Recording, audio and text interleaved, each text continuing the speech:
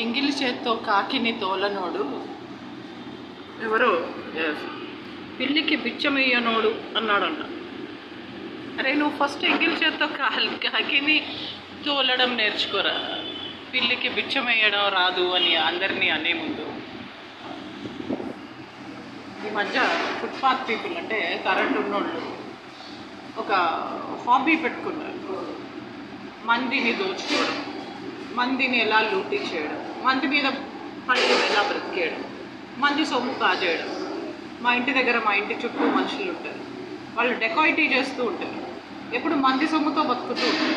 మేము వేసిన ఎంగిలి మెతుకులతో బ్రతికి మా ఇంట్లోనే దొంగతనం చేసి 3 లారీల కంచుపట్టు చీరలు డెకాయిటీ చేసి లక్షలు కోట్లు అండ్ బంగారు నగలైతే అసలు చెప్పొద్దు.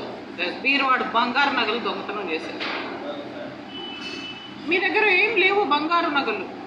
వాడు నవీన్ FIR 103 of 2015లో అక్యూజ్డ్ నవీన్ అర్చన.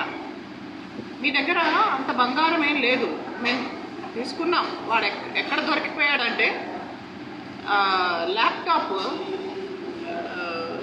ఆన్ చేసి అసలు దొరికిపోయాడు వాడు. మీ దగ్గర అంత బంగారం ఏం లేదు, మేము తీసుకున్నాం. ఏదో 4 బిస్కెట్లు, 4 గాజులు, అంతే. బీరువాడు బంగారం ఎక్కడ ఉంది? 4 బంగారు బిస్కెట్లు, 4 బంగారు గాజులు ఉన్నాయి, అంతే.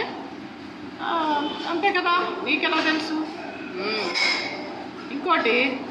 ఒకటి సత్యసాయి బాబా ఇచ్చిన చైర్ దగ్గర పడిపోయింది. వాళ్ళు పరిగెత్తుకుంటూ వెళ్తూ ఉంటే పడిపోయిందో మరేమో.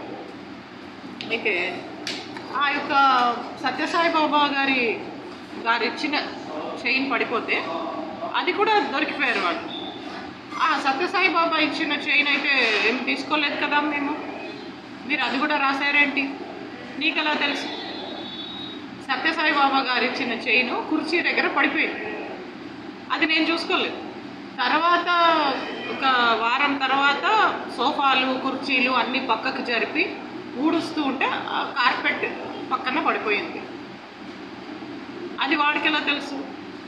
ఇట్లా మా ఇంట్లో దొంగతనం చేసి బంగారము, వెండి, యాంటిక్ పీసెస్, సామాను, ఇప్పుడే కాదు మా అమ్మ నాన్నవి, నావి, మా కూతురువి, ఎవరు ఏమి తీసుకున్నా సరే, బంగారము డబ్బే కాదు, ఇంకా చీరలు కూడా, సామాను కూడా, ఎవరేం తీసుకున్నా సరే ఎంటైర్ కరెంట్ పీపుల్ బూడిదయ్యి సర్వనాశనమై గొడ్రాళ్ళై విధవరాళ్ళు అవుతారు కరెంట్ ఉన్న ప్రతి ఆడది.